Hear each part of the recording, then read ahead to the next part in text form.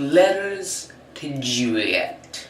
Now I realize I'm not the target audience for this movie, but I will try to do my best to provide both perspectives. Now as far as the average mainstream romance movie today, I do have to give this movie the fact that its premise was rather interesting.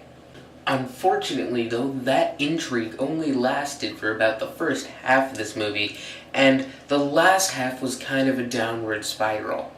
This is kind of one of those movies where if you've seen the trailer, you've seen the entire movie. It shows you the beginning and the end, and I guess what the producers were banking on, the fact of the ride in between. And while it was quite enjoyable, it was just way too cliche-ridden. It has a matter of charm, but that can't help the fact that we know what's going to happen around every turn.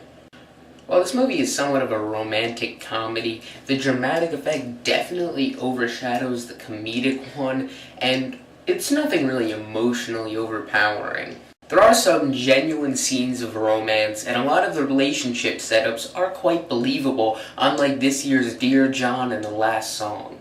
Now, Amanda Seyfried does play a likable character, so you can feel emotions for her when different things happen throughout the movie. This is one of the few romances we get today where there isn't a lot of sexual displays. All the relationships are very held back and old-fashioned. And I can't say that's a bad thing because it is kind of refreshing, but it does seem like it's trying to be more age-appropriate, as where the setup doesn't really call for that.